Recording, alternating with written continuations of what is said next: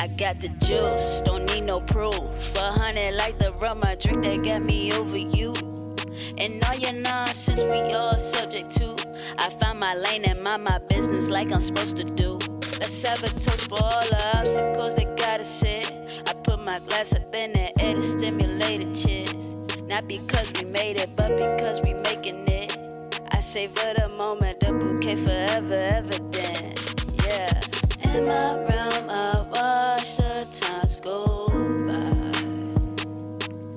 I got the world in my hands, but I can't tame the sky.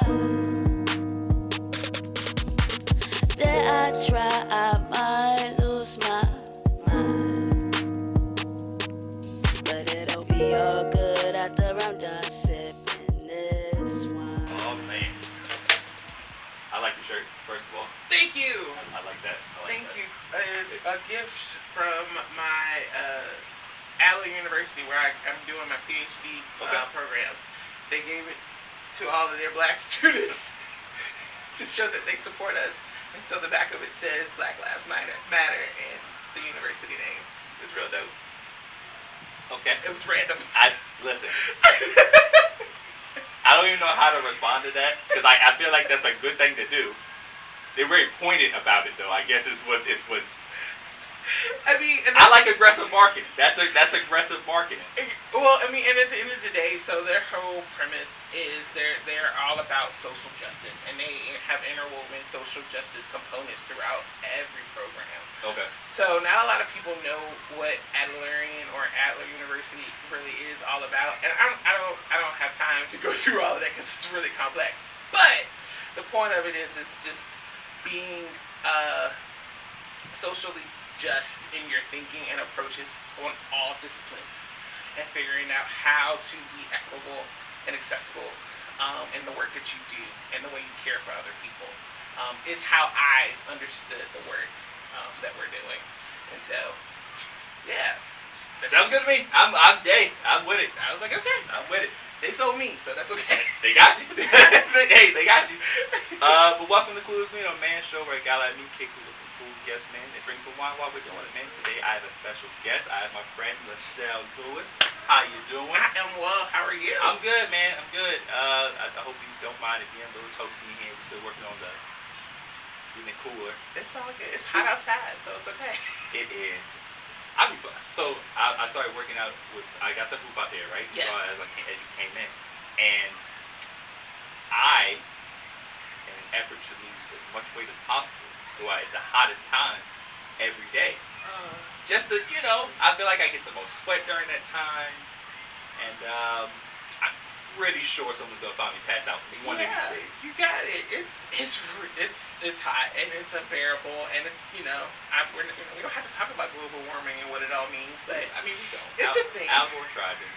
Hey, shut him up. Anyway, why don't you tell the people about yourself and all the lovely things that you do? Oh my gosh! So I am currently what am I doing?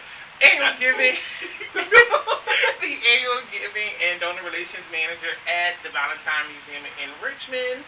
That is a new role for me. I've only been there a little over 2 months now, and it's great. I still support my wonderful alma mater, Randolph-Macon, in different capacities, serving on different committees as an alum now, no longer an employee, and I spend a lot of time serving the community.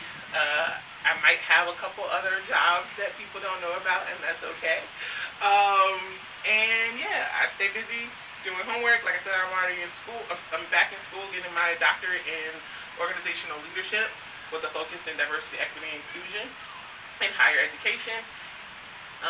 And yeah, that's me. Oh, I guess I should talk about my wife. I don't know. I feel like you should. So here's the thing. Whenever I've done a lot of episodes where I've had like the wives on first and then like the husbands come on, and I'm like, hey, make sure that you mention this. So I feel like I should do it with you too. Like I feel like you should mention. I guess I do like her. I'm married to Jamie Grant, who was on an episode already with Clueless Vino, and we have some very unique critters at home. We have our turtle, Wayne, our dog, Bear, and our cat who thinks he's a dog named Frankie. And they make life very unique in the middle of Bumpus. So yeah, that's us in a nutshell. Listen. She posted. She sent me the invite for the new. Dogs of our lives. Come on, man. And you know I hit accept immediately. That's like the stories are amazing. Thank you. They really make the stories possible, and then her creative mind just runs with it, which makes it even better. She's a phenomenal storyteller, and people have told her that for years. It's one of the reasons why she is able to captivate audiences when she's doing presentations on anything, and it's just crazy. But so she'll be highlighting the stories of our wonderful pets and all that they get into on a daily, weekly basis, and I'm here for it. It's like the new version of Homeward Bound. Yes. Except they're already home. They are already home. And so they're just getting the shenanigans. They're getting to, I know right after Bear had decided that he wanted to run away for about 10 days, we were thinking of like what stories we could write. So I have a feeling that we're going to do some sort of back time traveling event where we capture Bear's time on the road for those 10 days. On some random adventures. One of which we'll know he'll come back skunked. So it'll be fun. Nice. You don't know. Listen, man. I enjoy. I look forward to it. As soon as I see it on today's episode, I'm like, oh yeah, it's going to be ready what Bear's done today. So a lot to get with you. Like you rattled off a lot of different things, man. Yeah.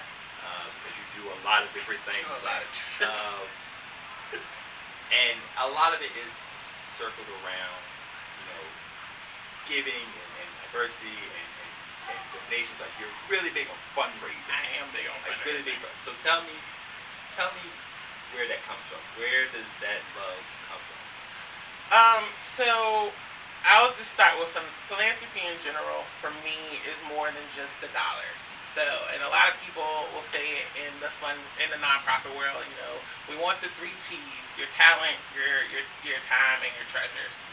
And I have, in my short life so far, have been able to give all of that to several different nonprofits, several different organizations in general. And it really started because of the number of individuals and organizations that took the time to sow in me and welcome me into their different, whatever they were doing. The first being an organization that I still support, even though it's not necessarily active, but it is called Bridging Boundaries International. And I started working in that organization, I believe it was my 9th grade year. And the premise of the organization was bringing students from the Richmond area to interact with students who lived in Bosnia-Herzegovina. And and we came together every summer for a two-week workshop where we talked about how similar our lives were even across the water. What life has been like for them, being the fact that most of them grew up during wartime, and how that impacted their abilities to grow, be nurtured, and understand, what they could do as teenagers, right?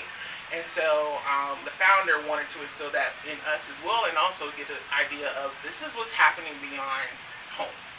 Other people have a lot going on. People your age are doing a lot of things that most people wouldn't even think or imagine that they should be doing at their age. And so how can we learn from each other to grow and be nurtured and support each other at the same time? And so I carried that from that moment I joined that organization.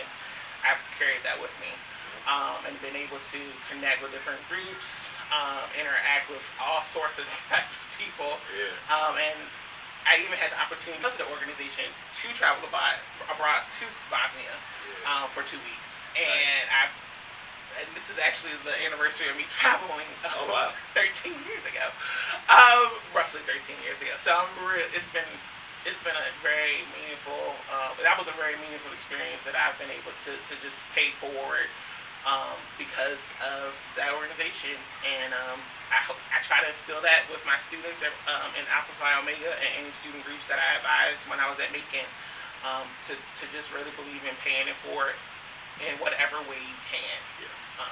So yeah. That's good stuff, man. That's good stuff. Thank you. Before we get into some more stuff, I'm going to take the time to recognize my shirt because I love this brand. It's called the 11 brand, and it's black owned. Okay. Plus, it combines the things I love, which is anime, right? It does. So I got this. This is like a vintage, like, Killua shirt.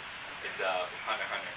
So I just wanted to give them a shout out at the 11 brand. Make sure you go follow them and go get some merch, man. It's dope. I love this. This is fire. I got another one I'm wearing soon. I'll let y'all know that in a later episode. Sweet. And now let's get into some wine, man. Okay.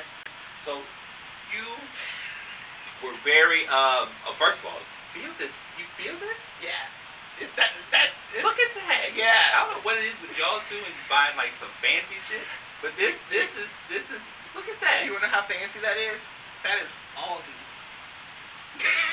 Hey bro, let me tell you something right now. Aldi is fire. Aldi is so Aldi is fire. I'm more of a Lidl guy. Okay, fair. Lidl's fire too, but Aldi got the fire knockoff. It does. Like they got the Crump macaroni and cheese. You know what I'm saying?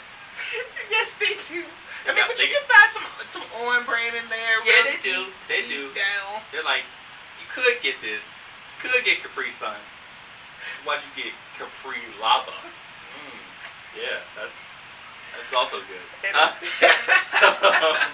But you brought today a 2018 Scarlet Path Old Vine, and I do not want to mispronounce it. I don't know what to mispronounce it either. I'm assuming it's Syrah. That's fine. Let's go with that. We're gonna go with Syrah, man. But I am a huge Scarlet Path fan. I actually I have, and I wish I had remembered, but it's another red that they do that I was going to bring today, but I chose this one instead, that I fell in love with because not only is it really good to drink, it is also really good to marinate your deer meat in.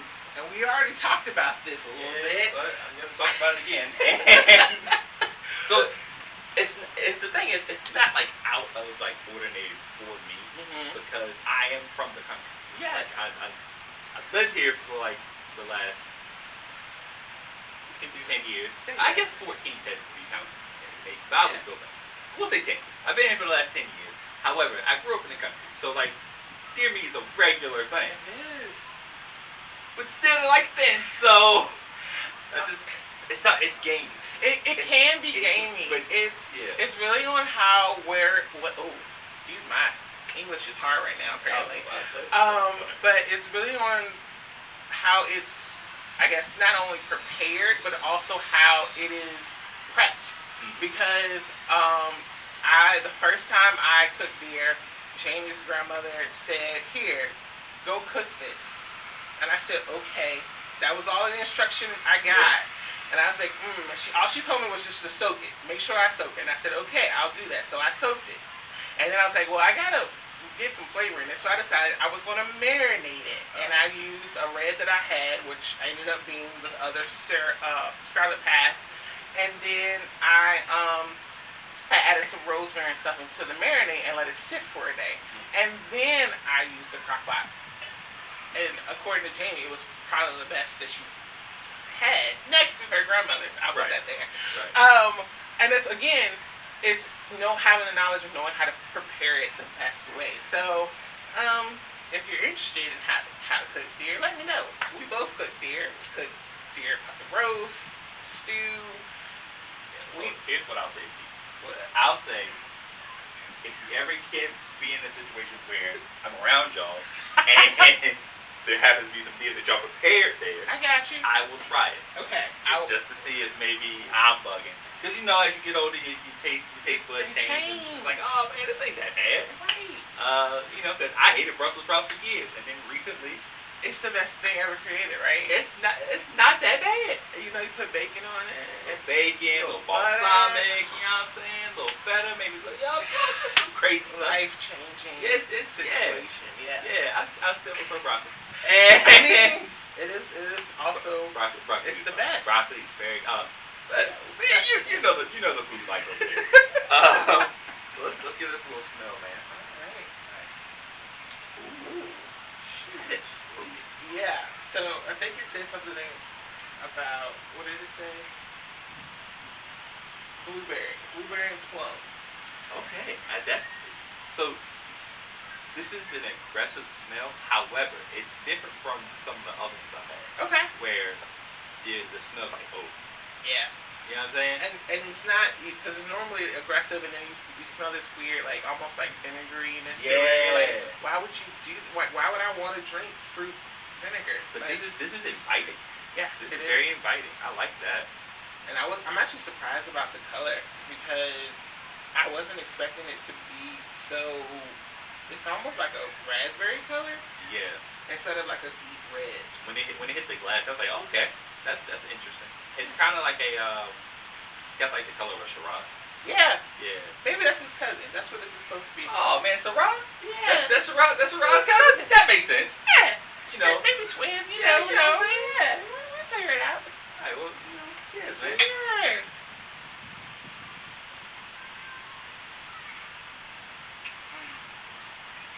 Okay, it's got a bite to it. It does. It's got a bite. I do like reds with bites, so my apologies. No. It's got a bite to it, and it's really tangy. Yeah. It does that to your mouth. You know what I mean? It does. This is surprising. So I have not tried this one yet. Okay. So I don't know. Again, I think I bought it during the pandemic. Hey, listen, I was in both buying too during the pandemic. And I was just letting it sit for a special occasion. So I was waiting for this moment. Well, thank you, man. I appreciate you being a special, you know. Yeah, it's got that, like, it stays on your mouth too. You know what I mean? And not in a bad way. No, like, no, it's not at all. Oh yeah. So as you mentioned, we went around on bacon together. Yes. So how did our story begin? I was thinking about this the other day, because I was like, when did we start?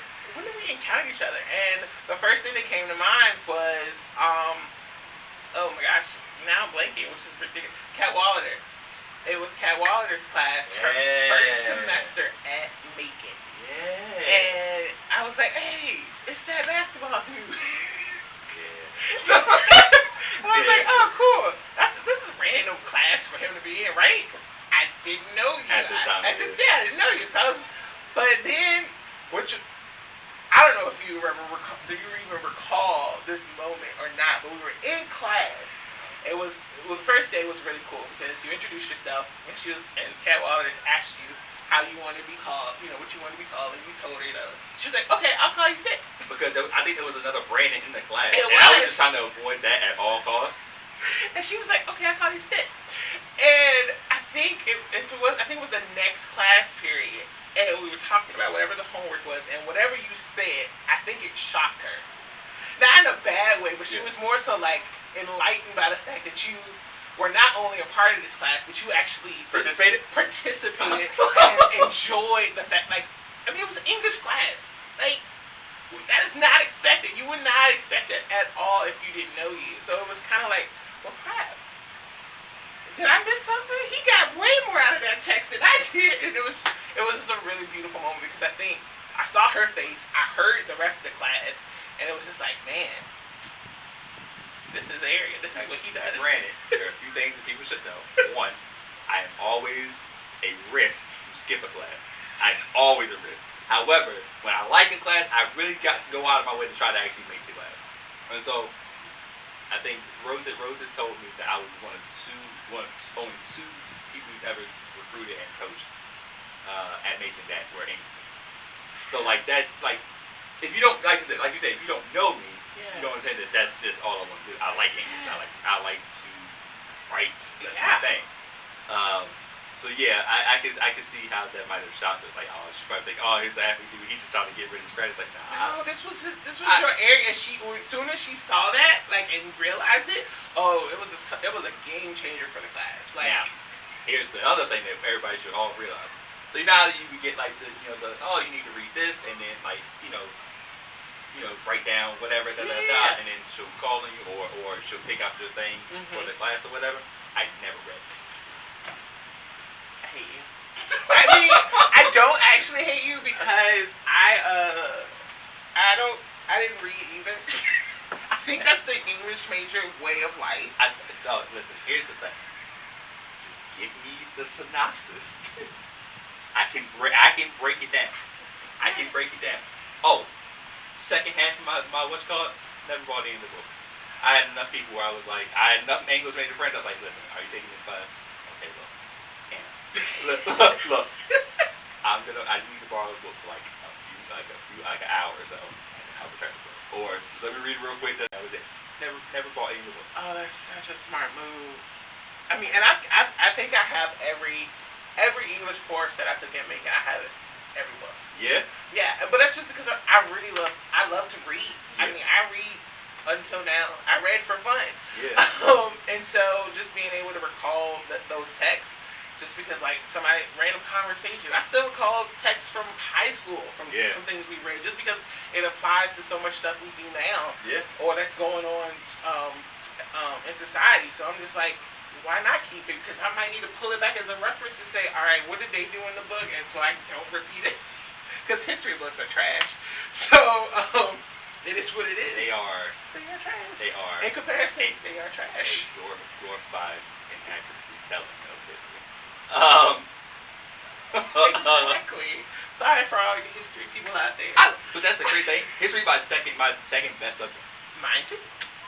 I keep telling you that. You're either English and history or math and science. Like, the weird people are like, well, I'm good at English and math. Why? I mean, that was me. I will say that was me probably until 9th grade. Yeah. I was definitely all English, all math. Yeah. My intent when I went to Macon was to be a double math and accounting major. Oh, wow. And glad you got to do that.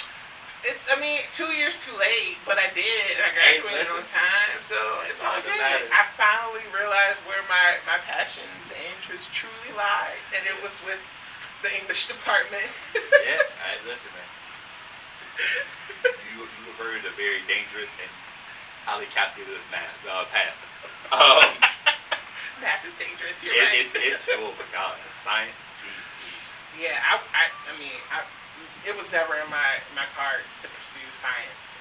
Even though I loved it and I did all sorts of science programs and accelerated programs in elementary and middle school, it was not my thing.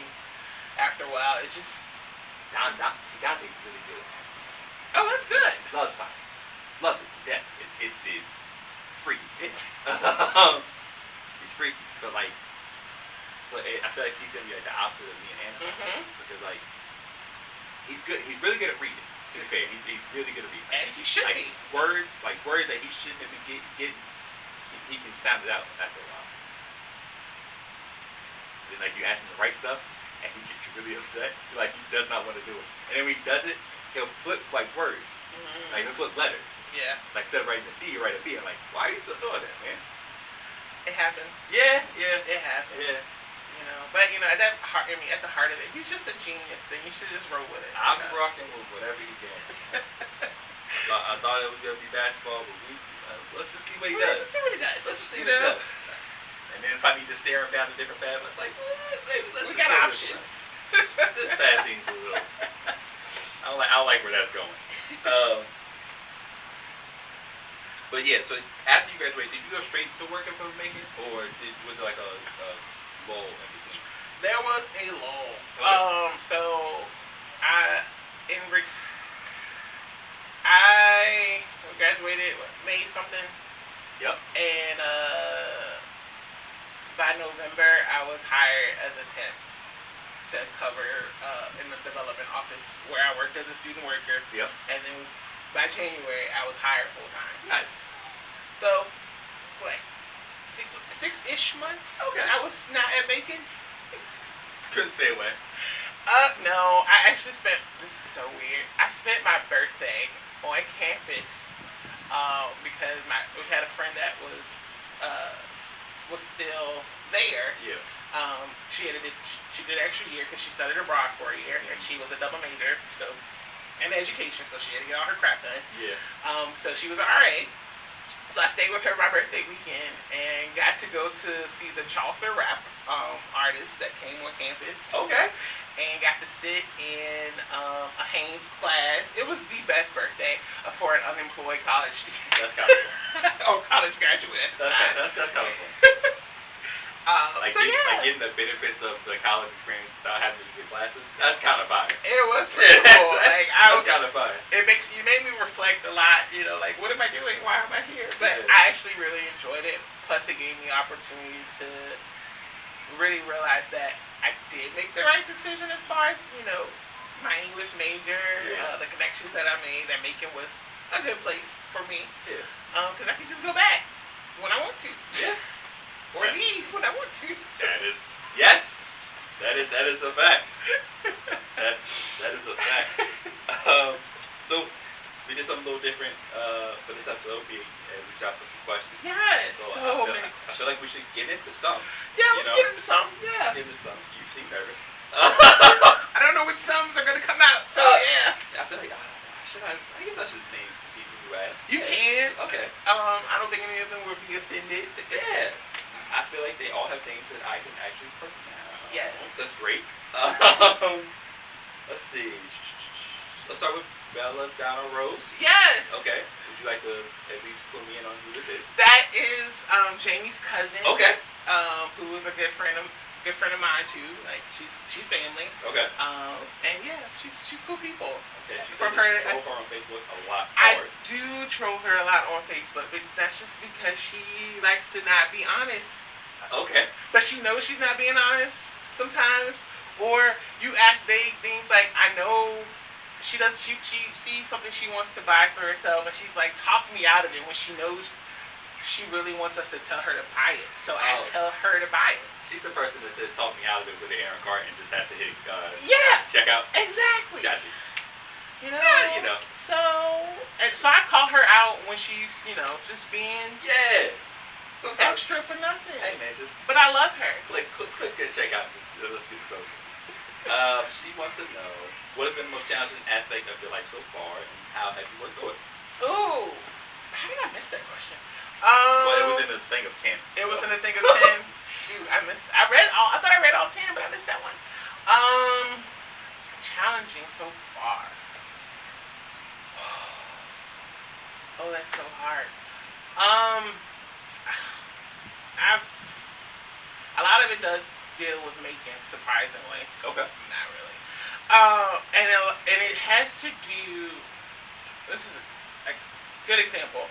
So I still am the chapter advisor for Alpha Phi Omega. Okay. I am a brother of Alpha Phi Omega. I started advising them, or our chapter, the fall after I started full time at Macon, so fall of 2013.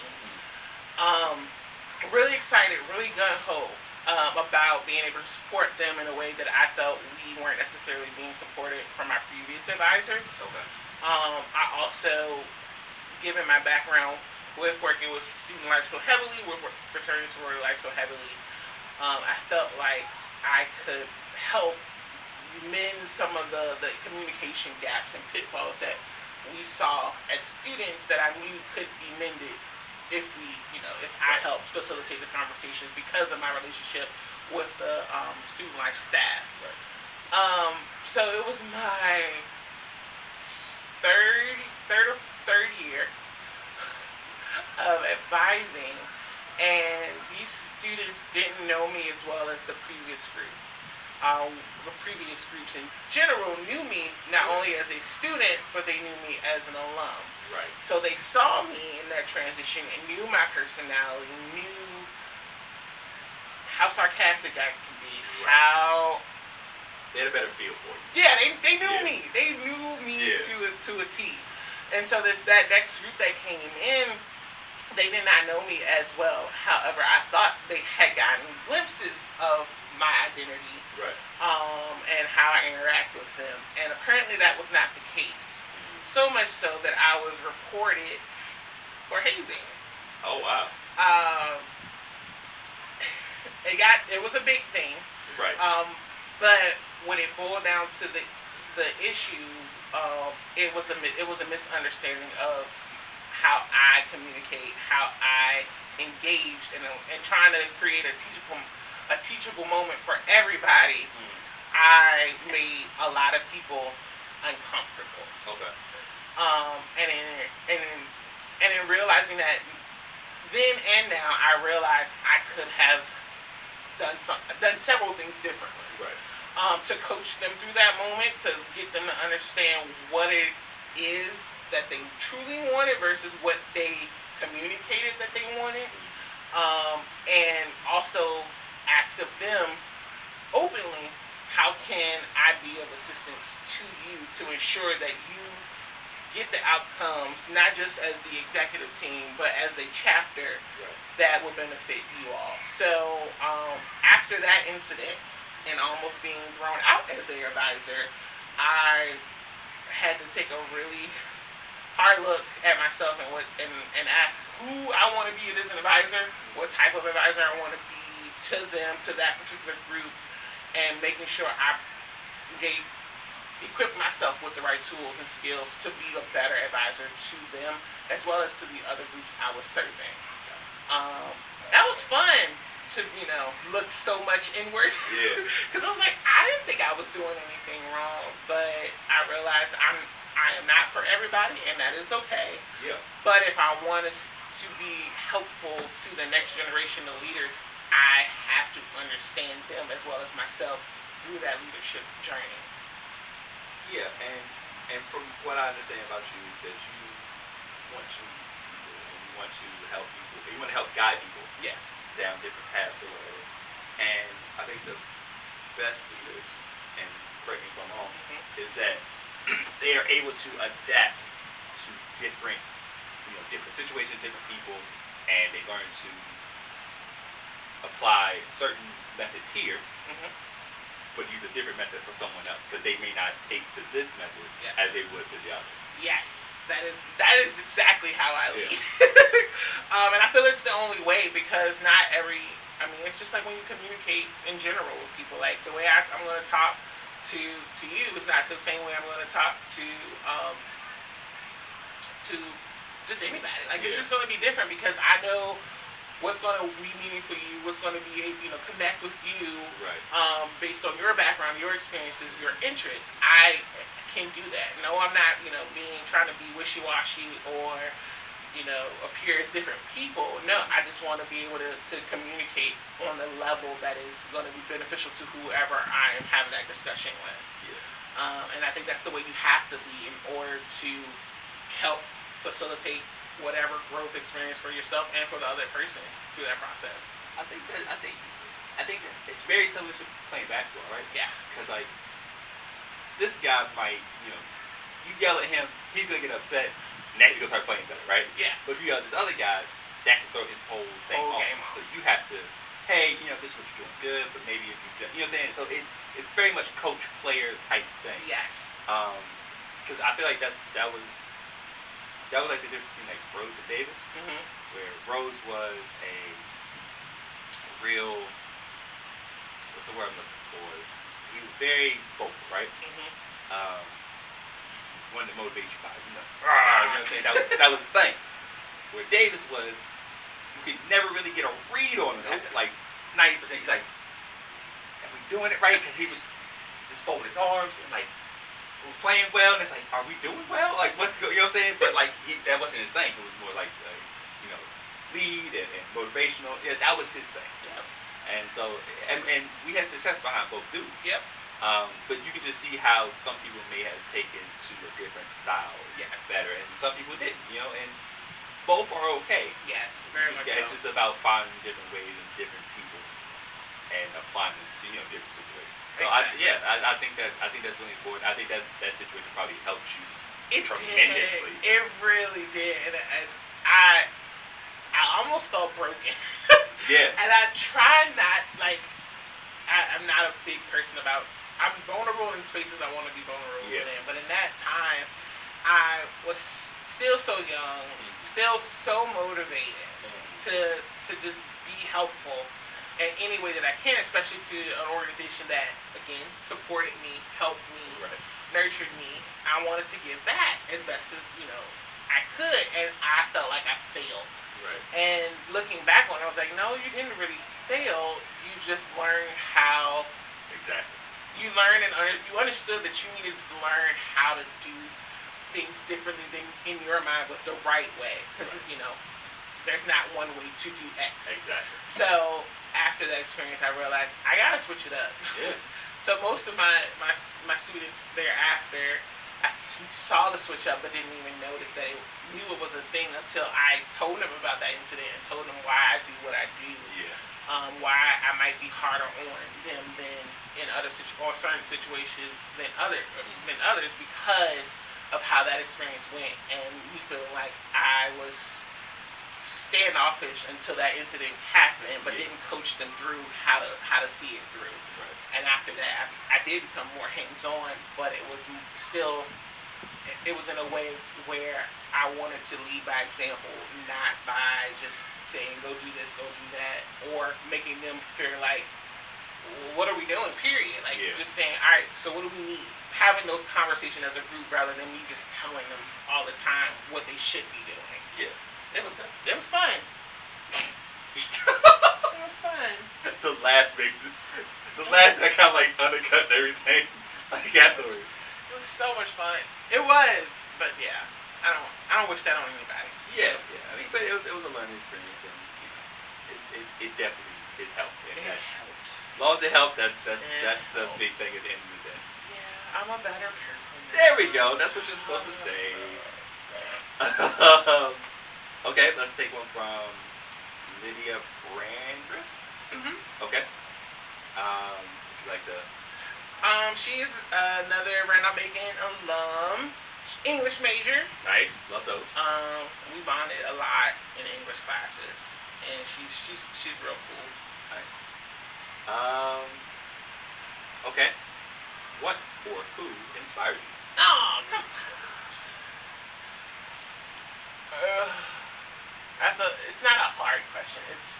It's a multi-answer question. Yeah. Because different people have inspired me.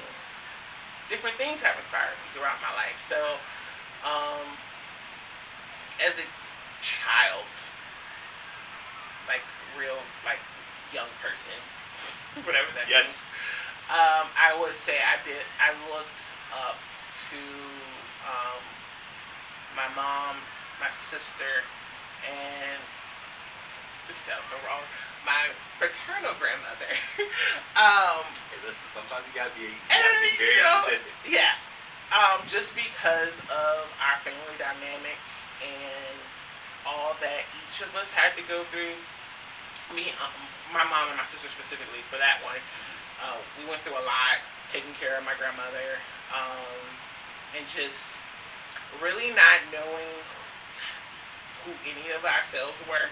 Like, even though my mom was our mom, I felt like she, was still trying to figure out who she was beyond being a mother, beyond being a daughter, beyond being a sister. For my sister, it was trying to be the best daughter and granddaughter she could be, while also making sure that as her, as my older sister, making sure I had what I need to be successful. While also, being a kid, being able to be a teenager without feeling like, oh, my snot-nosed sister is here bothering me again. That was really an interesting thing to watch and see. Even now, our dynamic is odd, but still, I appreciate them for helping me be who I am. The strength that they have physically and mentally and emotionally to get through all that we've been through, known and unknown, was really helped me shape me. For my maternal grandmother, she's my best friend, and so just being able to just see how she can lead her family and it's all of its dynamics that it is, has been great. I love her dearly. And yeah, she's great. Moving up to my high school age, so teenage years, it would be the founder and CEO of Bridging Boundaries International, and she swear I still don't know how old this woman is. But she was incredible to just be able to always traveling between the two countries to make sure that the nonprofit was successful. Her network, like the power that this little tiny voice woman had, was just like, how in the world do you do it? Like it was just crazy. And I was like, I want to be like her when I grow up. Like this is I wanted like the work she was doing, like how much she cared about the youth and equipping them to be leaders in their own communities was just so like. And as an adult, I mean, there's so many people that I've encountered that they're just great people and they make me better. I have tons of friends who just do crazy things that are like, man. If I were you, I couldn't do that. I couldn't do that. Like, how do you make it? Yeah. And so I am just grateful that I've been surrounded by amazing people for a very long time that I've taken bits and pieces from to shape me. So if you know me and I like you, and you know I like you, know that you've impacted me and you've inspired me in some way to be who I am. That includes you too, I guess. Oh, that's nice. You're welcome. That's nice. I'm a small cog. I'm a small cog in that machine. Trust me. I may be tall, but I'm a very small cog in that machine. No, but I mean, like, I just appreciate people who willingly will, put themselves out there and do what they love, regardless of what other people might say or think or believe. That means something to me because I know what it's like to be told you can't do that or you shouldn't do that or. Don't you think that's a little out there or bizarre? And that's helped me from doing some stuff that I thought would be really beneficial for me. So I'm like, nah, I'm a champion. Like, woo, y'all do y'all. I'll be your cheerleader for life. So, but that's an inspiration to me. I want to, I take that to heart and I try to embody that. We can get you doing some random stuff soon. Whatever your next, should I do this? If somebody tell you no, I'm like, nah, do that shit. Do that. Do that shit. Bet. I'll take it. Do it. Okay. Brendan Smith. Yeah, Brendan. There's a lot of random making people that really want to ask me questions. Apparently, random making great. Yeah, boy, the mentor. Yeah. I saw your follow up. Yo, ask some questions. I'm like, oh. It's aggressive, but like it was like ask questions. I didn't want to wanted to smoke. I like that. To people to because a lot of people ask me stuff all the time or want to know what I'm thinking about stuff, but they don't ask me, and I don't know why. So hey, this is the time to ask me a question. Perfect opportunity. So I can tell you what the response is. But yeah, Brennan, cool. He and his wife, who's also a Rainbow Bacon alum, moved back to Richmond from Seattle. They're great. They're both great. Brennan and I actually worked together on the Campus Events Committee, formerly known as the Campus Activities Board, which is now the name again at Macon. Okay. So that's where he and I interacted, and then, he's cool people. All right. Let's see. Okay. He asked, what does self-care look like for you? And did it take a while to find it? Or are you still searching? That was a great question. So, I would, if you had asked me 6 months ago, or even before the pandemic, what self-care looked like, I would say it was being engrossed in some sort of non-profit-esque event where I'm giving to other people. Now, after the pandemic and having left Randolph Macon, I realized that self-care is actually resting. Taking the time to do stuff for me, like that's just mine. That's just mine. And if that's sitting on my phone playing bingo for 4 hours or taking a much needed nap, which if everyone knows, if you really know me, you know I really love a good nap. A nap is a minimum of 3 hours. If it's anything less than a nap, it's a 3 hours. It's a tease, and it's just wrong. Or it's just watching TV with my wife and my pets laying around me being annoying. And it took me clearly a very long time to realize that being still is okay. Yeah. And I'm still working on it. It's very hard. I mean, I currently right now have a full-time job. I go to school full-time. I have 2 part-times, only one of which I go to regularly, which isn't regular. Yeah. And then I still volunteer. There's not a lot of time for self-care in that schedule. So your life is like the first plate at Thanksgiving. Like, your life is the first plate at Thanksgiving. You're packing so much on that plate. I am, and I'm really trying hard to. And well, that's not even trying hard. I am eliminating stuff. And they're all good food. So but sometimes you don't want that food to run together. Oh well. Y'all like that. We're not getting into that. I don't like that. No, I don't like that. But sometimes, what I'm getting at is, sometimes when you put the vegetables on there, that juice runs into the chicken. Now the chicken's not crispy. And you're right. So it's starting to, it affects the other stuff. That's what I'm basically getting at. Yes, and I took note. I did notice that, which is, I mean, because I hit a wall back in October when I was working full-time at Macon. I had full-time hours working at Sheets. And I was going, Shout out to Sheets for sure. I love Sheets. Sheets now knows how much I love them because I made a post about it on Facebook. But working full-time hours at Sheets, and I was going to school. So you're talking, and I'm not talking like normal, like a couple hours a day at Sheets. I'm working third shift, which is night shift, going to Macon in the morning the next day, and then doing homework in between those 2 jobs. Like, that was not okay. And I was like, I gotta stop. So that I took a hiatus from Sheets, but still kept a part-time job because the income was helping pay bills. Like, I was paying down debt, and I'm like, I go to school a lot, so I got a lot of debt. Yeah. And I'm trying to be happy and debt-free soon. So. But even still, I'm like, I can't keep doing it. And so I'm letting my part-times go. I'm starting to do less at Macon with volunteer work. Like, because I no longer work there, I don't advise Relay for Life. I don't advise some of the Black Culture Society.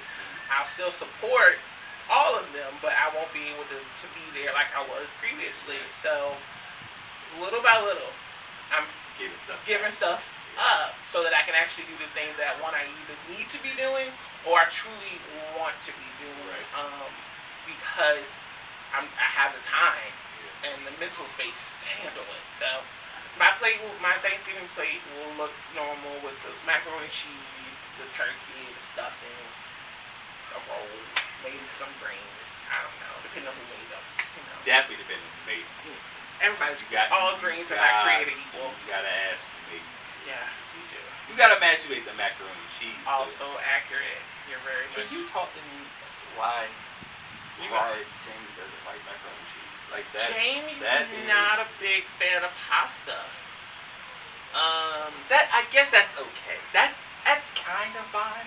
And that macaroni and cheese thing threw me for a loop. I'm not even gonna pretend. But not the chicken. But not the fried chicken. That didn't throw you for a loop. It did, but I hit that. I hit that. So her eating preferences, because some of them I can get with, but the macaroni and cheese is hard for me because I love macaroni and cheese. Yeah. Like, it's my favorite food grade. Cheese in general is my favorite food grade. Yeah. Definitely macaroni and cheese.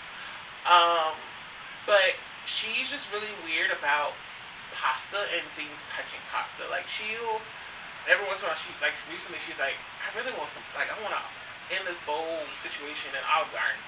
but she's really only in it for the meatballs. Ah. So, like she don't really she likes that the noodles are there, but she's really just there for the meatballs and the sauce. Like that's all she really wants, and I can't fault her for that. She's not a big starch person anyway. Like her favorite starch is rice, and she's allergic to it. What? I shouldn't put her business out there, but it makes me happy that it's like it's rice. Like who's allergic to rice? There are people who are allergic to rice, but it's funny because it's literally her favorite food, and she can't eat it. That sucks. It is. That is terrible. It is terrible. So that limits so many different things. It does, but she, we adjusted our eating life. So she eat quinoa? Or was that part of the rice thing too? No. Ooh. I don't know if we tried quinoa recently to figure out if she had the same symptoms. I don't think she did, but to be fair, it's not the same. It's not. It's really not. It's not the same. But it's. I mean, at the end of the day, she's like out. She prepares herself to eat the rice, and the consequences that may come after it. And it is what it is. We're fine. Sometimes you gotta take we prep for our allergies. It might take an extra allergy pill, not an actual extra, but like we take it in advance. We take it in advance instead of waiting to the back end. Know what time's gonna happen. Exactly. Sure. No, I get that. But it's just so funny because she hates potatoes, and like everything that I like food-wise, she really doesn't like. We don't have to have chicken though. Like I'm not a big I don't have to eat it. There are other foods that are available. That is absolutely fair. But the macaroni and cheese, and the biggest thing for me is the potato because I can eat mashed potatoes, baked potatoes, diced potatoes, hash browns, like tater tots. The potato. Latkes, like, come on, man. The potato, like, come on. It's such a multifaceted, vegetable. Yeah, but it's okay. Y'all are making it. We make it work. Woo. We make it work. Some potatoes tonight. No, I don't even have any potatoes in the house. That's the funny thing. We used to keep them in the house, but we just stopped. They just stopped. So I don't know. It's fine. We'll get over it. Yeah. You'll get over it. She's fine. She has come to terms with not having potatoes. I know. Yeah. I'll get over it. I have. Because I don't eat a lot of potatoes anymore. Yeah. I'll have my random fry craving, and we'll go get fries and eat them in my car. Because she's not gonna eat them. She brings me fries. That's actually kind of fine too. That you can get fries and no one knows about getting. Right. That's actually a plus. Yeah, she goes to Burger King. I got fries. You want them? Sure. I'll eat them. If I don't eat them, Bear eats them. Unless they're bad fries. That's the real benefactor of everything. Bear wins. Oh, you don't eat that? Guess who's gonna eat it then? Bear will eat. That's funny. That is funny. So before we get into our next wine, yes, I gotta ask about these shoes. I'm staring at them for a minute. Yes. So they are, they're Chucks. I am a huge Converse person. Okay. I have them in every color. The most complimented color are my yellow ones. Okay. But these in particular, these are actually my wedding shoes. Wow. So if you listen to Jamie's episode, you are aware that I had a surprise wedding. Yes. I was accosted with a whole wedding in a day. I got proposed to in the morning. I got all wedding beautified up in the midday, and then I got married, and then we went to our reception at Texas de Brazil, which is one of our favorite restaurants. But these shoes are Harley Quinn, and they're one of they got beautiful Harley Quinn design on the front, and then the inside it says ha ha ha. And has all her symbols on it and stuff. So she loves Batman. I really like Harley Quinn. Her wedding shoes actually were the Joker, but that's not how we see love or anything like that. We just happen to like the characters. Yeah, they're very toxic. Their relationship is very toxic, but again, so if the world were right, Harley Quinn and Batman could get married, right? That's absolutely cannot happen. And you know who Bruce Wayne is? Bruce Wayne don't get married. Bruce Wayne dates, and that's it. That's all he does. He's like Derek Jeter. One night stands, and he gives you a gift bag on the way out. That's it. Yes. That's so. Last night was amazing. Yeah, Goodbye. exactly. So, yeah, but yeah, these are my wedding shoes. Okay, I really like them. They were so dope, and they're one of my favorite pair of Converse. I rarely wear them because they were my wedding shoes, but also because I really love Harley Quinn, and I don't want them to get messed up. Yeah. So, but I wore them exclusively for the podcast today. I love that. I love that. Make sure we get a picture of those. Yeah, most stuff. Post it. I bought Prophecy Pinot Grigio 2020. This is gonna be terrible because anything that came out of 2020 can't be great. Very accurate. I mean, although there have been some beautiful babies that have been born out of 2020, so I will say, aside from that, yeah, a lot of marriages ended too. I didn't say that. But you're right. Yeah, Pinot Grigio, man. I like Pinot Grigios. They're up there. One of my favorite white wines. Okay. One of my favorite wines. Period. Riesling. I guess Pinot might be second. Okay. Yeah, we'll say that. So yeah, I wanted the cover was alright. That is pretty. Very artful. Very artful. I like bottles. I'll have picked several bottles, especially if I don't know what the person likes. I have picked it based on how the art or the symbolism of the bottle matches the person I'm giving it to. Yeah. And that's been very successful for me. I mean, at the very least, it's like, oh my god, I love the way this looks, and that's why I bought it. And and I'm like, I don't know what it's gonna taste like, but I'm sure you're gonna love it. And if you don't, just keep the bottle. Just keep the bottle. Repurpose the bottle for something. Yes. So. All right, man. All right, let's see what we got. Okay. There's pear in there, I think. Was there pear in there? Let's see. Are you gonna look at the pear? No. Oh, I've never asked anybody that. I really should start asking people about that. Let's see. Smells peary. Light citrus, tropical fruit, and minerals. That's it. Nothing Nothing bad about pear. Well, that's what it smells like. It smells like pear. Pear is one of my least favorite fruits. It's not the best. No. It's not the best. So. That's good though. That is really good. It's good though. Shoot. Wow. You do not smell it at all like. Ooh. Wow. You don't taste like you smell. There you go. That's a good thing. That's good though. Oh my god. That's dangerous. Like, for the pear smell, if there's pear in here, it's very icky. Yeah. Like, the other fruits are definitely overpowering. Yeah. I saw someone the other day said that if people put all those fruits in a smoothie just for the banana, be kicking their ass in the blender. Gosh, it is so Dog, rude. Like, it's crazy how banana just comes out through all the smoothies though. And you can put in like literally one banana and like a whole shit ton of strawberries and blueberries. Yeah, bananas and all come you through. taste is banana. And you're like, how? Now I don't mind a banana smoothie or banana and other fruit smoothie, but sometimes I really just want to taste the other fruit. I was That's just trying to add in that extra little flavor banana. Now it's the flavor of banana. It's banana featuring versus versus the other way around. It's the worst, but I like that though. it's actually really good.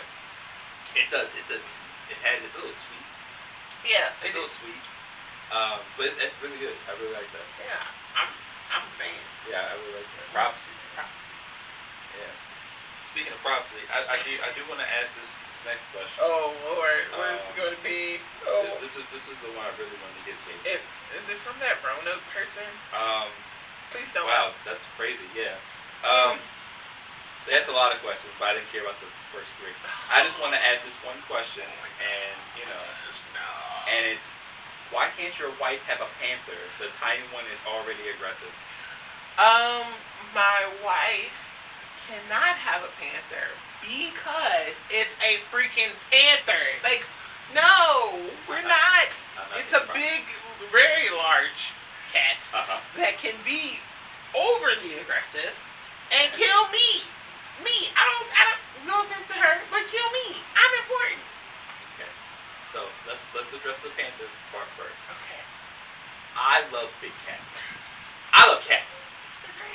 big cat week come on, I love big cats.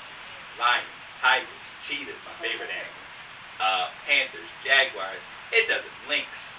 All those. I love all those. They're honestly they're just bigger cats. They're really cuddly. Yes, but they also Their paws are a bit bigger than normal. they can kill people. They could. What if you get one as a cub? That seems And so. raise So it. what's funny is I've always wanted a tiger cub, but I know I'm gonna have to give it up at some point because it's gonna be a big cat. That's Right. just too big to be in my house. Right. That's why you keep it outside. I'm not gonna keep it outside. Like I wanna.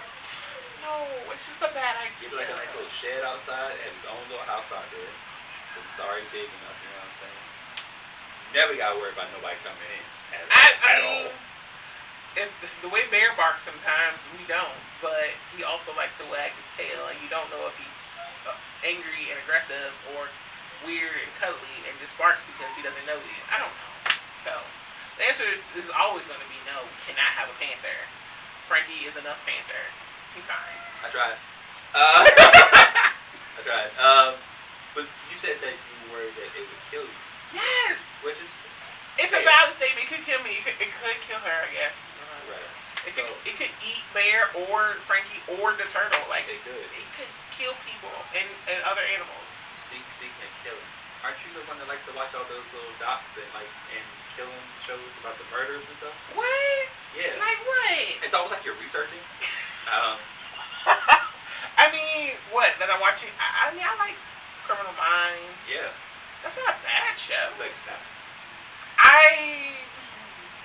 You do. I mean, I haven't watched Snap in a very long time because, yeah. Yeah.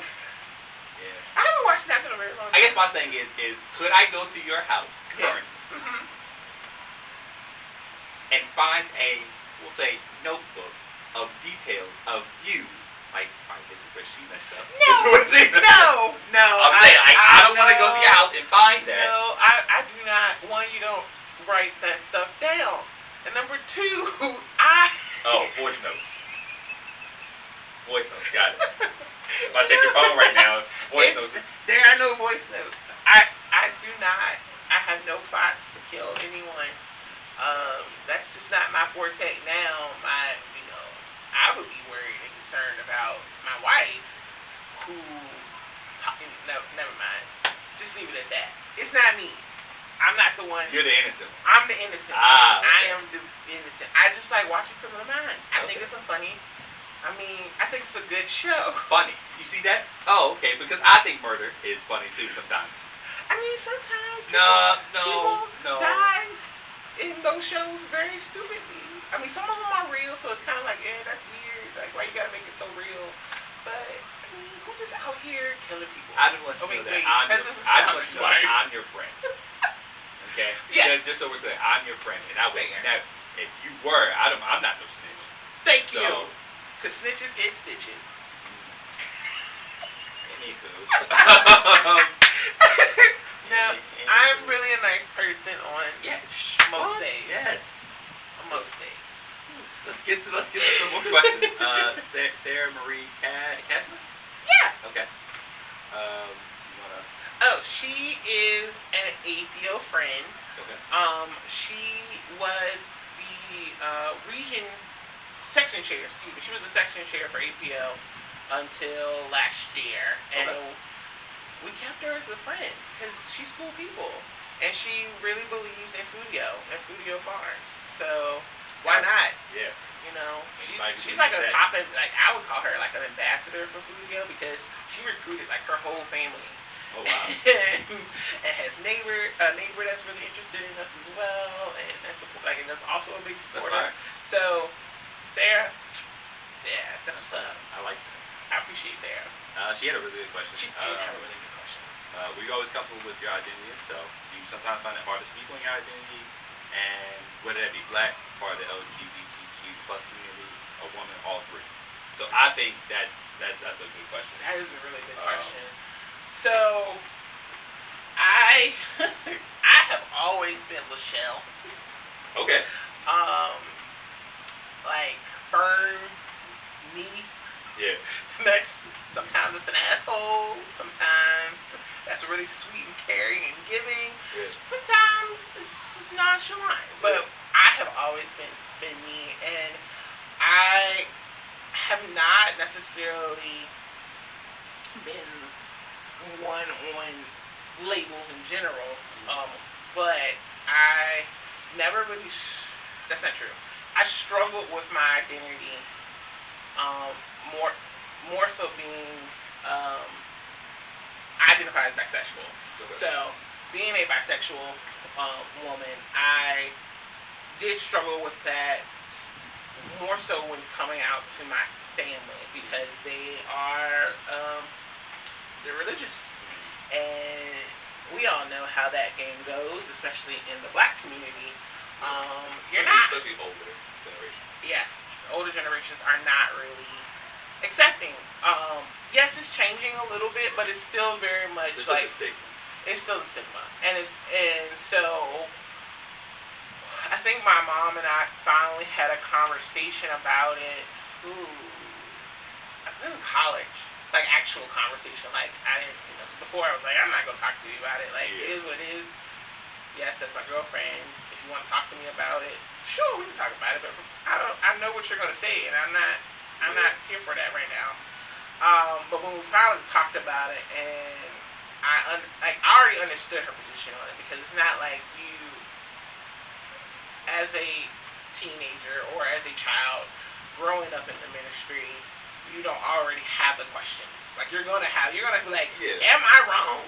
Am I broken? Yeah. What's wrong with me? And then you realize, like, if you were truly that wrong and broken, you probably wouldn't be here. Yeah. So I accepted that pretty early on, which is why I was willing and able to just be out and about pretty much all of high school. Well, not all of high school. I didn't really come out to everybody until Jamie and I got together. But once I had that conversation with my mom in college, I finally felt complete as far as being out, like, not that I was hiding it, but being able to vocalize, these are my feelings. I'm sorry you don't like it, but it is who I am, and if you can't accept me, it is what it is. That wasn't necessarily how the conversation went, but that is how I took the conversation to be. And yeah, not a lot of people have that the opportunity or feel that comfortable, but with other personal things that took place in my youth, and understanding me and being able to really find my voice and stand my ground outside of my sexuality, that made it easier for me to do that when it came to talking about my sexuality. I never felt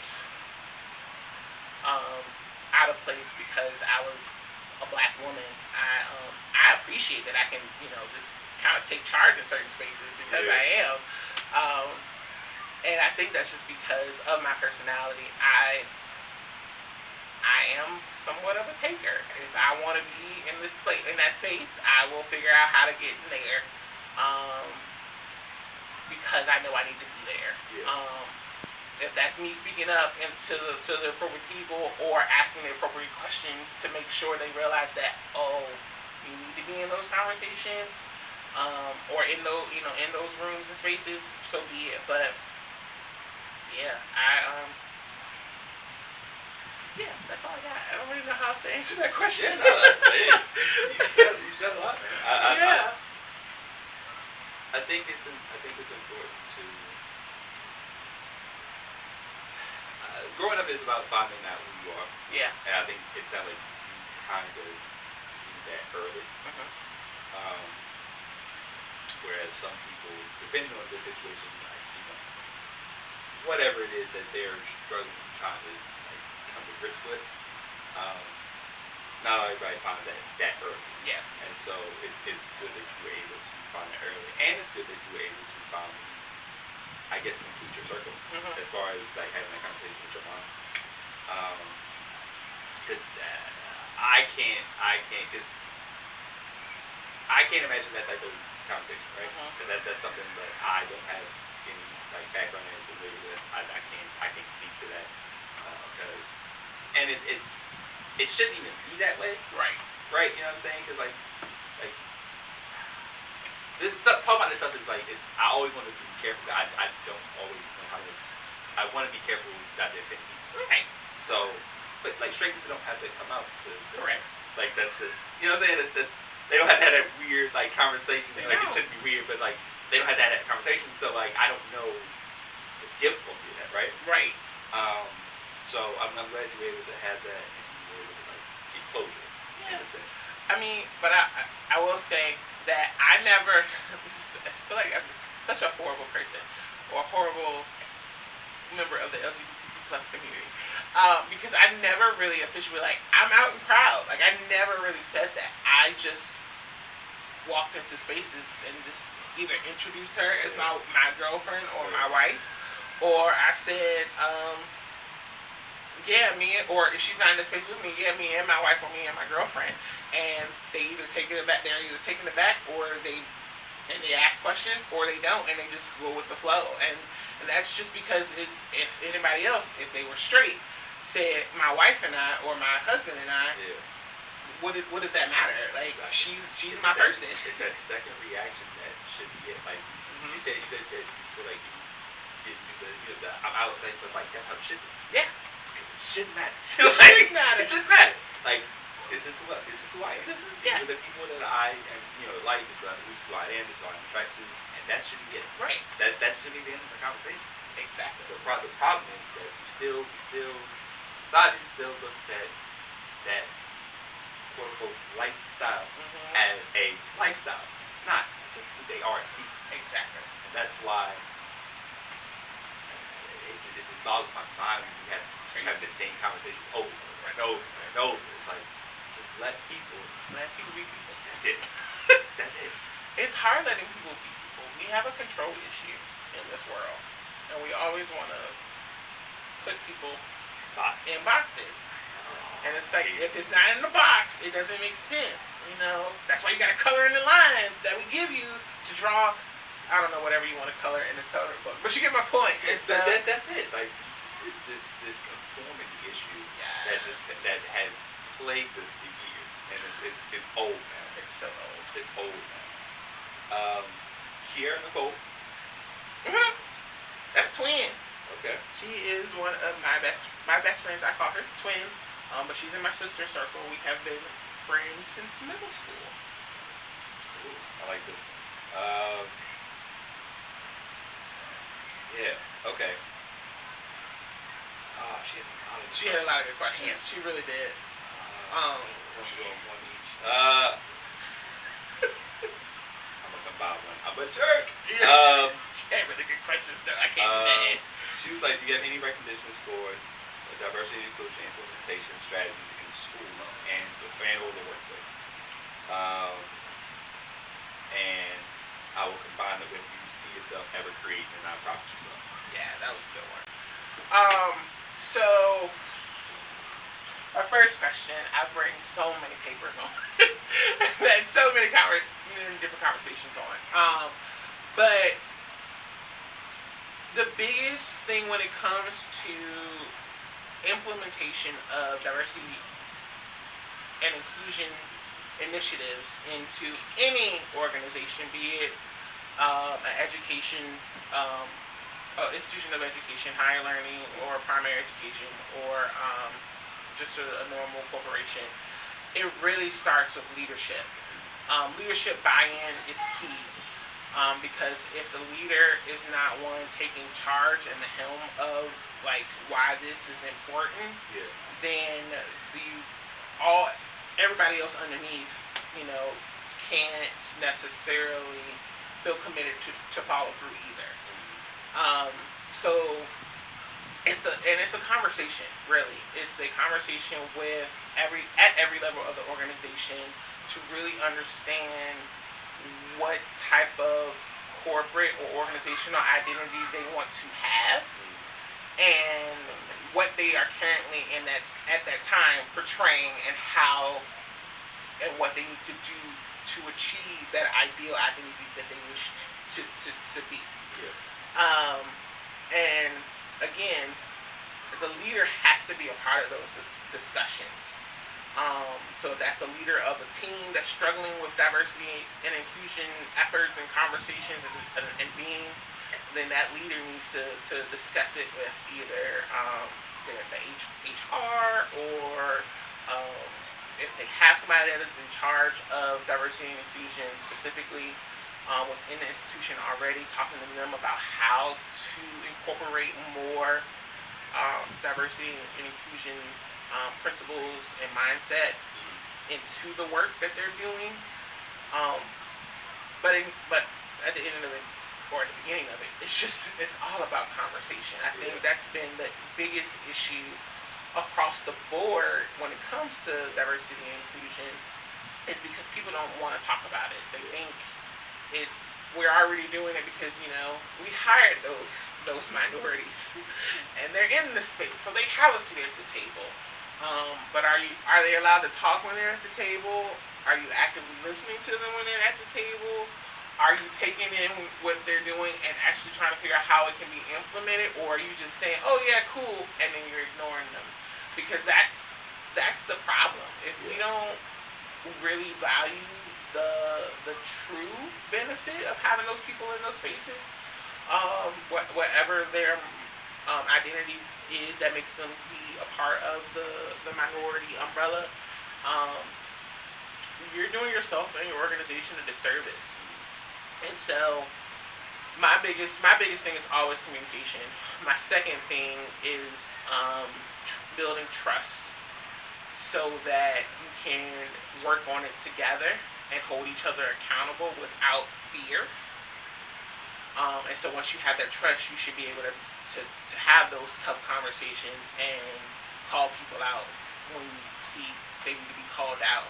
And then the last thing is continuously striving to be better as an individual, but also as a part of that team or organization.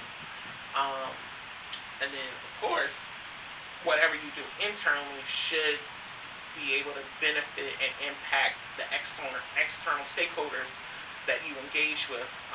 So for education, your students. So if you're treating your employees with dignity and respect and valuing their input, regardless of who they are and their identity, that should be seen by the external stakeholders, but they're also going to have more buy-in and be willing to have those open conversations about, well, how can we be more diverse and inclusive in our thinking as we interact with your organization as well. It doesn't always work out that way. Some entities are more willing to support diversity and inclusion as it relates to the external stakeholders before they look at the internal side, and that's just because they don't want to really acknowledge that they have a problem. And that's a whole nother different conversation. Right, yeah. But I feel like with everything that's come out, we say this every year, I feel like if those that are in the diversity, equity, and inclusion world, the conversations are happening more and more. More people are willing to call other people out, which is helpful, but you also have those that are just like, I'm calling you out and I'm still walking away. Yeah. Because you're not going to change until you really see how much I need it in the space, and with me gone, now you're going to do right by not only me, but whoever comes after me to make sure that they are comfortable. Yeah. And I think that's something that more and more people should be willing to do, is walk away. Yeah. Because this is some tiring work. Yeah, I believe it. And it should not be the sole responsibility of Black and brown people to champion diversity and inclusion. But we also need to be mindful that it's not going to be easy for any minority to do this work alone. And allies are important to the cause, because sometimes those voices of minorities are not going to be enough. The actions of the minorities are not going to be enough to really push and propel us forward in the way we need to go. Yep. So I I know I probably didn't answer your question, Twin, but we can always talk about it. Oh. Oh. You had to squeeze it into a shorter segment. I'm sure you could have talked a lot. Oh my gosh, yes. About would you create a nonprofit? Oh yeah, I forgot about that question. Yes. So I've always wanted to lead my own organization, my own nonprofit specifically, but also a nonprofit that is already in existence. Yeah.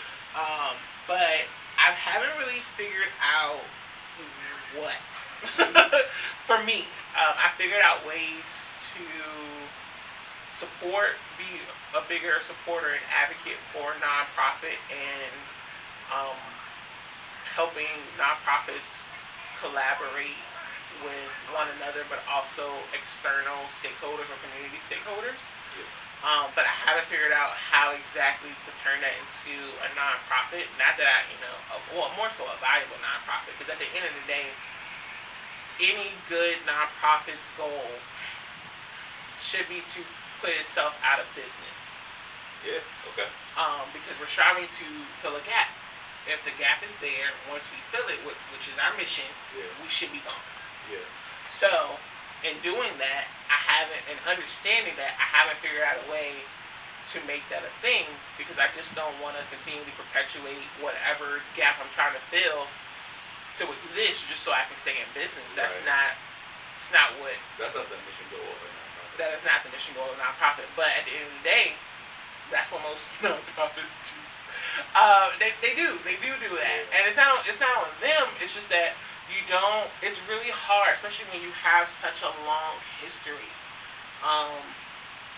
within your community for the work that you do. It's hard to reinvent yourself to fill another gap. Yeah. And a lot of people will say that, well, you're mission creeping. You're not doing what you said you were going to do. Well, if I've already fulfilled what I set out to do, but I don't want to dissolve my whole business, I can just redirect my energy to that's still in the same umbrella of what I have always done, but just a different area, so I can fill that gap, so I can close the circle. And why would you want to do that? And why would you know what I'm saying? Because we gotta make money. People, that's the sad part. Like we gotta make money, and then there are some cases or problems where it's just so big. It's like I don't think we're ever gonna be able to put ourselves out of business, and that's fair. But if the problem's so big, why aren't all of you that do the same thing working together more so that y'all all can be put out of business and focus your energy on different things? I mean, the oversaturation of nonprofits that do the exact same thing, especially even in just the Richmond area, it's ridiculous. Yeah. And not a lot of them collaborate. And that's a problem. I mean, they get into the same spaces often, but it's usually because they're fighting over the same donors. That has nothing to do with trying to work together to achieve the goal that they both have. Yeah. That's tough. And I mean, that could be me from the outside looking in, but in my years of studying nonprofits, that has been the conversation. So, what are we doing to put ourselves out of business? That's all I got. That's all I got.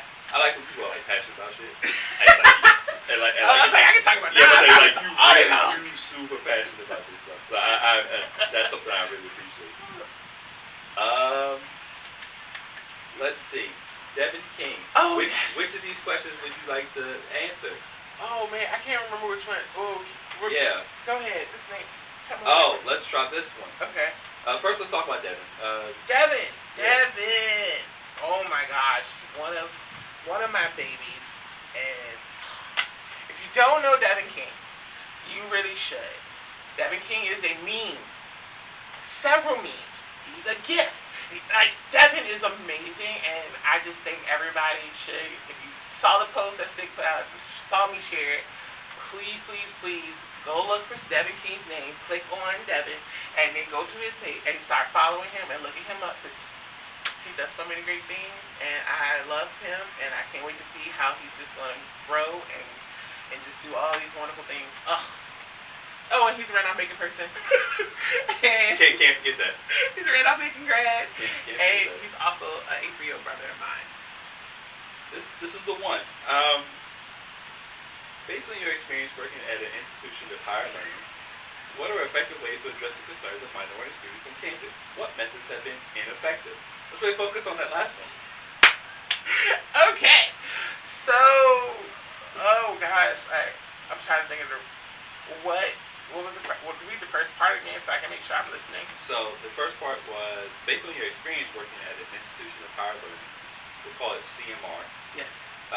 What are effective ways to address the concerns of minority students on campus? Perfect. Thank you. And then I can get to the second one.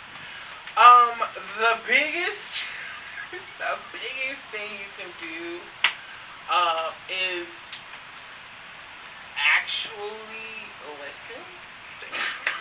Because like you didn't say it as you were saying. I was like, you about to say actually listen. And, actually listen. So for the organization that I work for,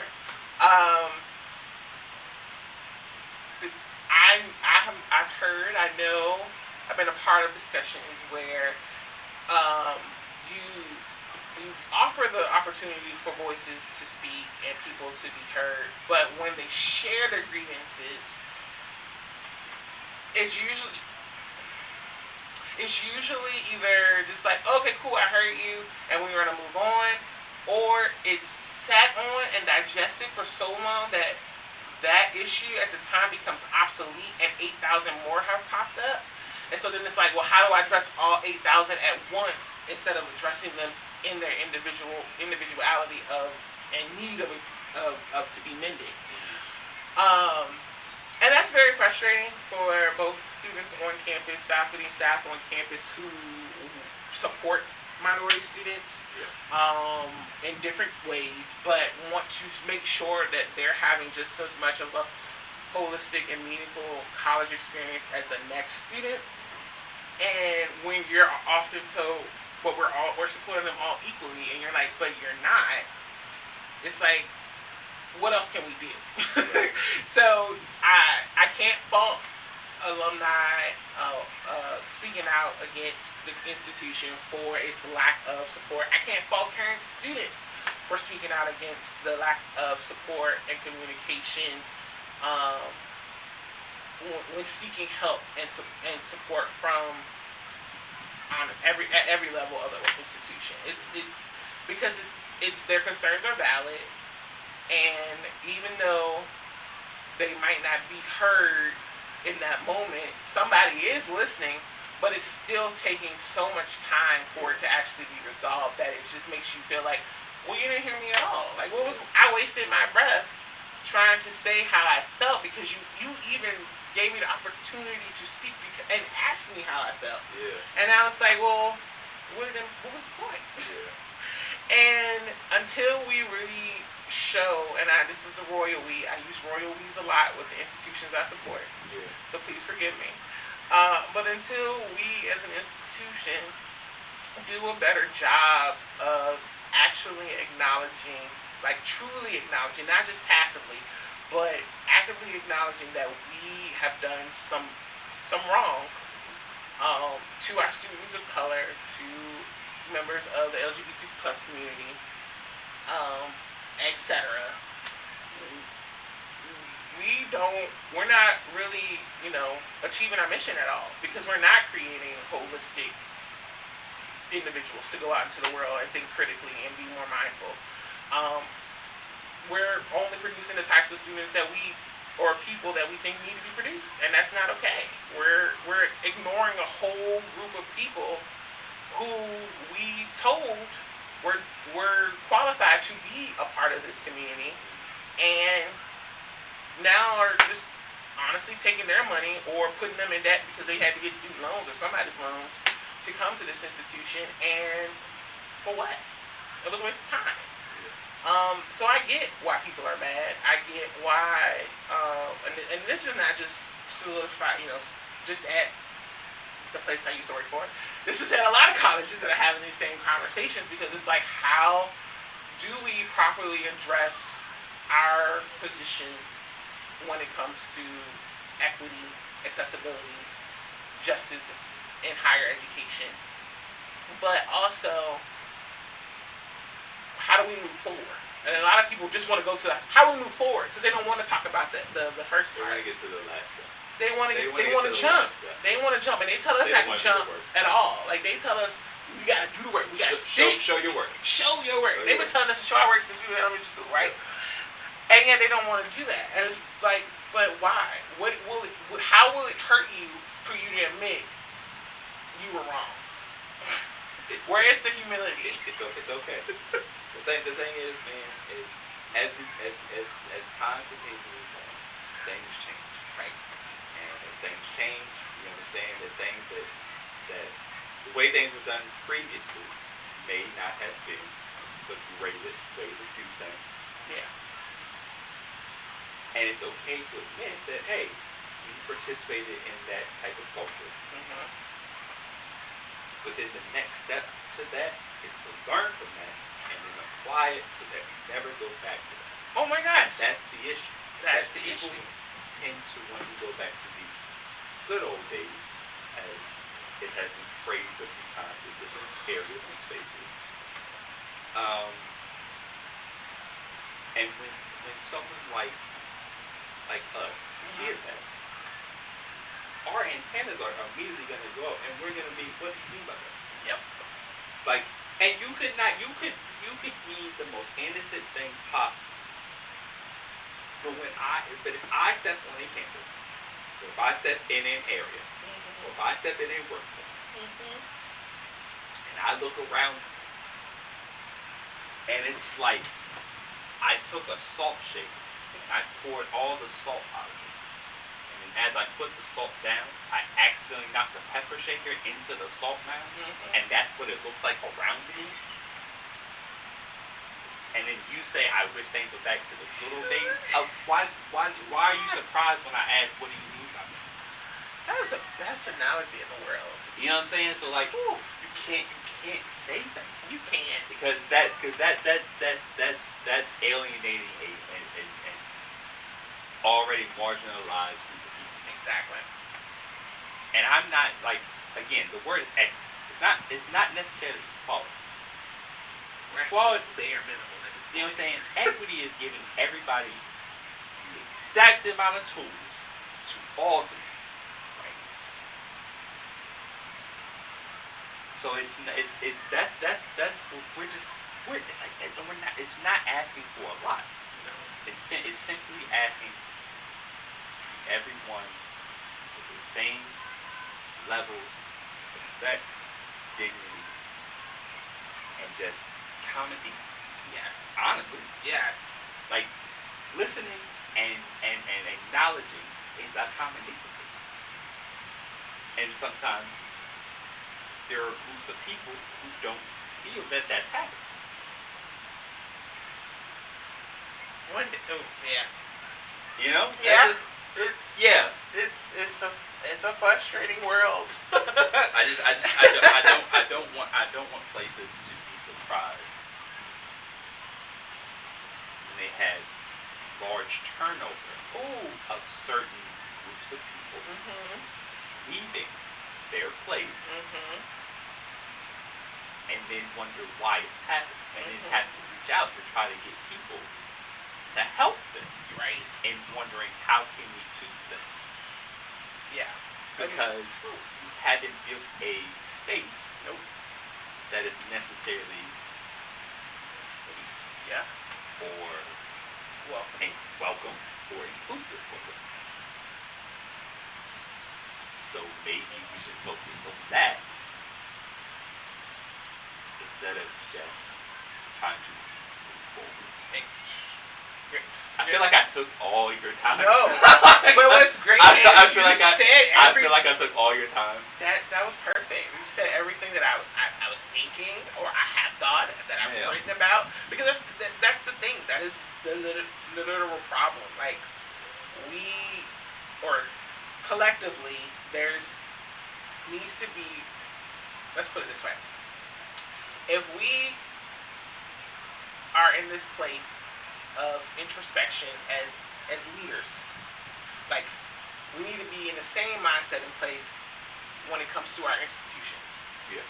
So, like, why can't we look in to identify how can I be better, and not feel what's the word I'm looking for, and not be fearful of and uncomfortable of what might be revealed. Like at the end of the day, I'm pretty sure you know. Like you're not gonna find and uncover anything new from looking in and saying, "Oh, you know, I forgot about that time I did. Oh, I don't even remember saying that." Like, okay, it's gonna be okay, but you have to do that. Like you need to truly assess and figure out what is the issue. Why do these issues persist? And in doing that, having the next conversation of, all right, now that I have acknowledged the fact that I am a little broken and a little hurtful and wrong for whatever I've done, I want to grow. I want to move forward. I want to do X. So, in order to do that right, you gotta start looking at yourself first, and then progress forward. Sometimes it will take literally every individual doing an inward search and survey to then identify what the root cause is for the organization. But I don't think that's going to be every organization out there. But I know that process is so important for growth and for moving on. Like, I think about you. I mean, you made a good point as far as like turnover. Like, so many people have left several institutions across the country, across the world. One of them is in the spotlight right now for her treatment at was it UNC? Yep. So, I mean, we have to think about how we really impact we get in our own way. So, all right, we got in our own way. What do we do wrong? Are we really ready to grow up and move on from this moment, or do we really need to think about this a little bit longer and figure out what else is wrong or how long this has been an issue? And in a sense, again, should the people that are representing this institution currently even stay? Should they move on too? And then we can bring in new folks of people. But again, another conversation for a different day. But I think it's a lot of self-searching. You got to be willing to do that. Yeah. I feel like if you're not willing to do that, maybe it's time to go. Well, we got into that. Let's here at Clueless Vino. Here at Clueless Vino, we like to rate our wines, man. We just see which one we like the best. And yeah, so let's start with Cousin Syrah. The Scarlet Path Syrah, man. It was let's see, where is it? 13.5% alcohol. So I'm always a big fan of that. Would you give it out of 5 glasses? Would I give it a 5? Yeah, man. Ooh.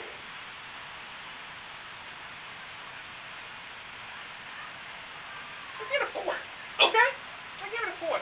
Out of my recent reds, it's probably the best I've had. Okay. It immediately made me want cheese, which is always a good thing because I am a lover of cheese. I love cheese. So, that was just really good, and I really love the finish. Yeah. And I'm a sucker for Inno.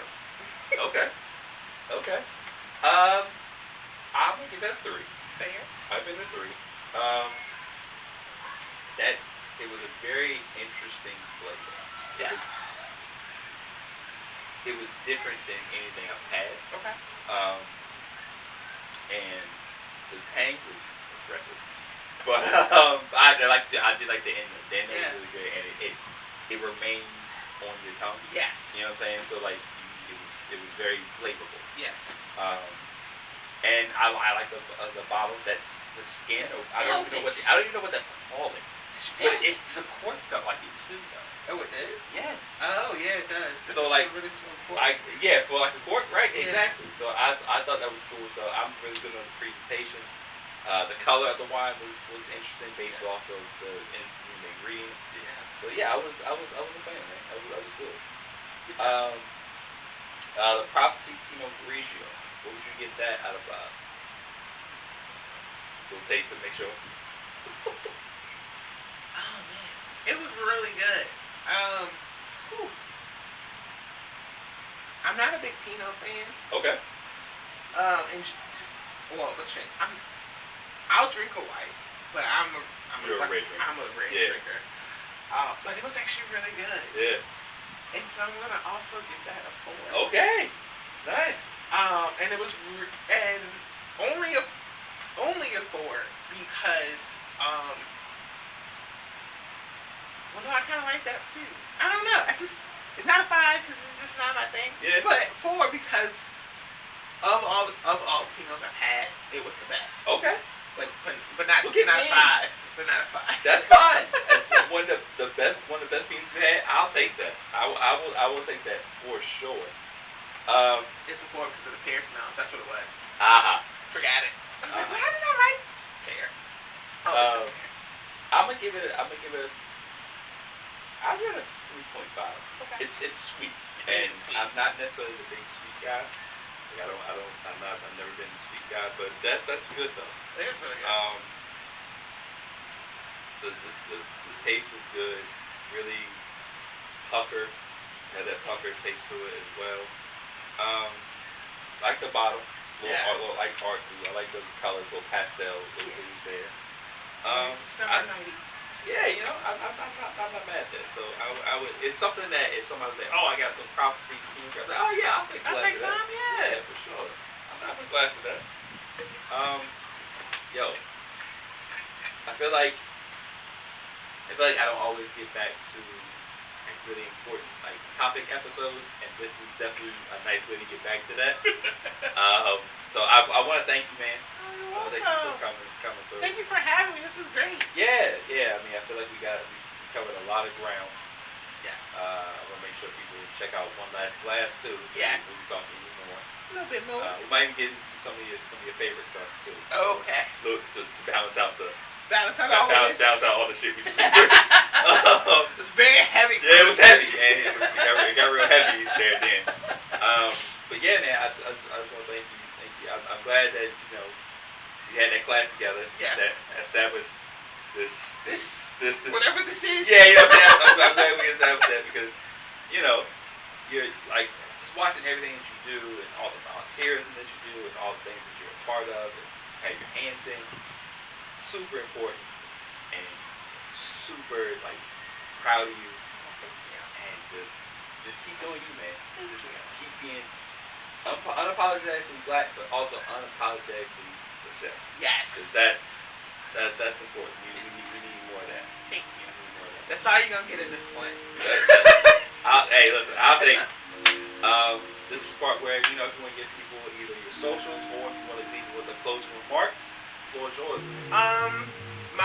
If you find me on Facebook, Lachelle Lewis. I'm public. I share a lot of nonprofit work, so if you're interested in getting more involved in the community or figuring out ways that you can get involved in your community, feel free to give me a shout. I do have an Instagram. It is at the real. I think it's _Shelly Monet. I don't remember.